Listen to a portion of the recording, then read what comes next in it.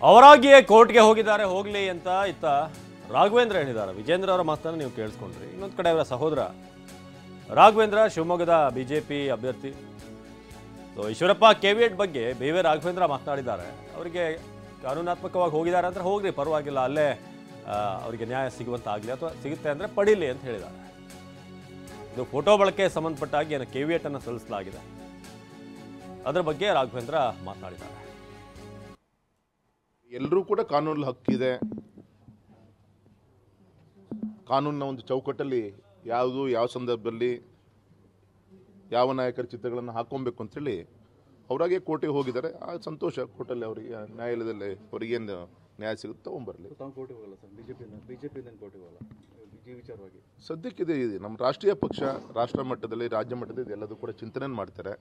ಕೇವಲ ಶಿವಮೊಗ್ಗಕ್ಕಷ್ಟೇ ಸೀಮಿತ ಅಲ್ಲ, ಇಡೀ ರಾಜ್ಯದಲ್ಲಿ ಈ ಥರ ಇಲ್ಲೊಂದು ಈ ಥರ ಉದಾಹರಣೆಗಳಿರೋದ್ರಿಂದ ಒಂದು ಸೆಂಟ್ರಲೈಸ್ ಆಗಿ ಕೂತ್ಕೊಂಡು ಯೋಚನೆ ಮಾಡಿ ಡಿಸಿಷನ್ ತೆಗೆದುಕೊಳ್ತಾರೆ. ಯಾವುದೇ ಗೊಂದಲ ಆಗಲ್ಲ. ನಂದೀಶ್ ಸುಗಂಧರಾಜ ಹೂವಿನ ಕೃಷಿ ಮಾಡಿ ಎಕರೆಗೆ 7 ಲಕ್ಷ ಗಳಿಸ್ತಿದ್ದಾರೆ. ನೀವು ಕೂಡ ಅವರಿಂದ ಕಲಿಬೇಕಾ? ಅವ್ರ ಜೊತೆ ವಿಡಿಯೋ ಕಾಲ್ನಲ್ಲಿ ಮಾತಾಡಬೇಕಾ? ಈಗಲೇ ಫ್ರೀಡಮ್ ಆ್ಯಪ್ ಡೌನ್ಲೋಡ್ ಮಾಡಿ. ಯಾಕಂದರೆ ಗೌರವಂತ ಮೋದಿಜಿಯವರೇ ಶಿವಮೊಗ್ಗ ಬಂದು ನಮ್ಮ ಅಭ್ಯರ್ಥಿ ರಾಘವೇಂದ್ರ ಅಂತೇಳಿ ಎದ್ದು ನಿಲ್ಲಿಸಿ ಕೈ ಮುಗಿದು ಮತವನ್ನು ಯಾಚನೆ ಮಾಡಿ ಹೋಗಿರಿಂದ ಮತ್ತು ಹಿಂದುತ್ವ ಅಂತ ಬಂದಾಗ ಯಾವುದೋ ಒಂದು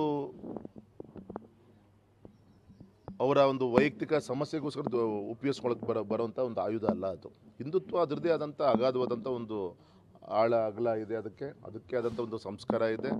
ಆ ಹಿಂದುತ್ವವನ್ನು ಉಳಿಸಿ ಬೆಳೆಸುವಂಥ ಕೆಲಸ ನಮ್ಮ ಪರಿವಾರದ ಅನೇಕ ಸಂಘಟನೆಗಳ ಒಂದು ತಪಸ್ಸಿದೆ. ಮೋದಿಜಿಯವರ ಒಂದು ಶ್ರಮ ಇದೆ. ನಮ್ಮ ಒಂದು ಸಂಘಟನೆ ಒಂದು ಚೌಕಟ್ಟಲ್ಲಿ ಹಿಂದುತ್ವ. ನಮ್ಮ ಶಿವಮೊಗ್ಗದ ಪ್ರತಿನಿಧಿ ಬಸವರಾಜ್ ಈ ಬಗ್ಗೆ ಹೆಚ್ಚಿನ ಮಾಹಿತಿಯನ್ನು ನೀಡ್ತಾರೆ ನೇರ ಸಂಪರ್ಕದಲ್ಲಿ. ಬಸವರಾಜ್, ಈಗ ಶಿವಮೊಗ್ಗದಲ್ಲಿ ಇನ್ನೂ ಕೂಡ ಈಶ್ವರಪ್ಪನವರ ಬಂಡಾಯದ ಬಿಸಿ ಹಾಗೇನೇ ಇದೆ. ಒಂದು ಕಡೆ ಫೋಟೋ ಬಳಕೆ ಕೂಡ ಬಿಜೆಪಿ ಆಕ್ಷೇಪಕ್ಕೆ ಅಲ್ಲಿ ಕಾರಣವಾಗ್ತಿರೋದು. ಸೊ ಇನ್ನೊಂದು ಕಡೆ ವಿಜೇಂದ್ರ ಅವರು ಏನೇ ಇದ್ರೂ ಕೂಡ ನೀವು ಮನಸ್ಸಲ್ಲಿರೋದನ್ನ ನೋವನ್ನು ಮಾತಾಡ್ಕೊಂಡು ಪರಿಹಾರ ಮಾಡ್ಕೊಳ್ಬೋದು, ಬನ್ನಿ ಮತ್ತೆ ವಾಪಸ್ ಅನ್ನೋ ರೀತಿಯಾಗಿದೆ.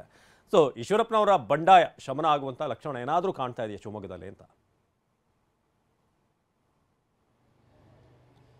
ಅವಿನಾಶ್, ಈಗಾಗಲೇ ಏನು ಮೋದಿ ಭಾವಚಿತ್ರ ವಿಚಾರವಾಗಿ ಈಗ ಏನು ಬಿಜೆಪಿ ಮತ್ತು ಈಶ್ವರಪ್ಪರ ನಡುವೆ ಕೂಡ ಈಗ ವಾಕ್ಸಮರ ಶುರುವಾಗಿದೆ ಅಂತ ಹೇಳ್ಬೋದು. ಈಶ್ವರಪ್ಪರು ಸ್ಪಷ್ಟವಾಗಿ ಹೇಳಿದರು, ಮೋದಿ ಕೂಡ ಯಾರಪ್ಪನ ಆಸ್ತಿನೂ ಅಲ್ಲ, ನಾನು ಅದನ್ನು ಬಳಕೆ ಮಾಡ್ತೇನೆ ಒಂದು ಕಡೆ. ಆದರೆ ಮತ್ತೊಂದು ಕಡೆಯಿಂದ ಕೂಡ ಅಧಿಕೃತ ಅಭ್ಯರ್ಥಿ ನಾನು ಬಿಜೆಪಿ ಅಭ್ಯರ್ಥಿ ನಾನಾಗಿದ್ದೇನೆ ಅಂತ ಹೇಳಿ ರಾಘವೇಂದ್ರ ಹೇಳಿದರು. ಹಾಗಾಗಿ ಮೋದಿ ಏನಿದೆ ಅದು ಬಿಜೆಪಿ ಸಹಜವಾಗಿ ಕೂಡ ಮೋದಿ ಭಾವಚಿತ್ರವನ್ನು ಬಳಕೆ ಮಾಡ್ಕೊಳ್ಳುವಂಥ ಮಾತನ್ನು ಕೂಡ ಹೇಳಿದರು. ಈ ನಡುವೆ ಕೂಡ ಈಶ್ವರಪ್ಪನವರೀಗ ಹೈಕೋರ್ಟ್ ಹೋಗಿದ್ದಾರೆ, ಒಂದು ಕೆವಿಎಟನ್ನು ಸಲ್ಲಿಸಿದ್ದಾರೆ. ಹಾಗಾಗಿ ಎಲ್ಲೂ ಮುಂದೆ ಒಂದು ಕಡೆಯಿಂದ ಈಶ್ವರಪ್ಪ ಸ್ಪರ್ಧೆ ಮಾಡಿದರೆ, ಏನು ಪಕ್ಷೇತರ ಅಭ್ಯರ್ಥಿಯಾಗಿ ಇಲ್ಲಿ ಸ್ಪರ್ಧೆ ಮಾಡಿದರೆ ಅದರ ಬಳಿಕ ಇಲ್ಲ ಮೋದಿ ಭಾವಚಿತ್ರಗೆ ಬಿಜೆಪಿ ನ್ಯಾಯಾಲಯದ ಮೊರೆ ಹೋಗಿ ಕೋರ್ಟ್ ಮೊರೆ ಹೋಗಿ ಅದನ್ನು ತಡೆಯುವಂಥ ಸಾಧ್ಯತೆ ಇದೆ. ಹಾಗಾಗಿ ಎಲ್ಲ ರೀತಿಯ ಮುನ್ನೆಚ್ಚರಿಕೆಯಾಗಿ ಈಶ್ವರಪ್ಪನವರು ಈಗ ಏನು ಹೈಕೋರ್ಟ್ಗೆ ಕೆವಿಎಟ್ ಸಲ್ಲಿಸಿದ್ದಾರೆ. ಹಾಗೆ ಕೆವಿಎಟ್ ಸಲ್ಲಿಸಿದ್ರಿಂದ ಮೋದಿ ಭಾವಚಿತ್ರ ಬಳಕೆ ಮಾಡಲಿಕ್ಕೆ ಕೂಡ ನನಗೂ ಕೂಡ ಅಧಿಕಾರ ಇದೆ ಅನ್ನೋ ಮಾತನ್ನು ಕೂಡ ವಾದ ಮಾಡಲಿಕ್ಕೆ ಕೂಡ ಈಶ್ವರಪ್ಪರು ಒಂದು ಕಡೆ ಮುಂದಾಗಿದ್ದಾರೆ. ಮತ್ತೊಂದು ಕಡೆಯಿಂದ ಈಗಾಗಲೇ ಏನು ಇವತ್ತು ಶಿವಮೊಗ್ಗಕ್ಕೆ ಬಿಜೆಪಿಯ ರಾಜ್ಯಾಧ್ಯಕ್ಷ ವಿಜೇಂದ್ರ ಭೇಟಿ ಕೊಟ್ಟ ಸಂದರ್ಭದಲ್ಲಿ ಕೂಡ ಅವರು ಸ್ಪಷ್ಟವಾಗಿ ಹೇಳ್ತಾ ಇದ್ರು, ಈಶ್ವರಪ್ಪನವರು ಈಗಲೂ ಕೂಡ ನಮ್ಮ ನಾಯಕರಾಗಿದ್ದಾರೆ, ಪಕ್ಷ ಕಟ್ಟಲಿಕ್ಕೆ ಕೂಡ ಅವರು ಸಾಕಷ್ಟು ಪರಿಶ್ರಮ ಪಟ್ಟಿದ್ದಾರೆ. ಹೇಗೆ ಯಡಿಯೂರಪ್ಪ ಪಟ್ಟಿದ್ದಾರೆ, ಅನಂತ್ ಕುಮಾರ್ ಪಟ್ಟಿದ್ದಾರೆ, ಹಾಗೂ ಕೂಡ ಈಶ್ವರಪ್ಪರ ಪಾಲ್ ಕೂಡ ಆಗಿದೆ. ಹಾಗಾಗಿ ಈಶ್ವರಪ್ಪರವರು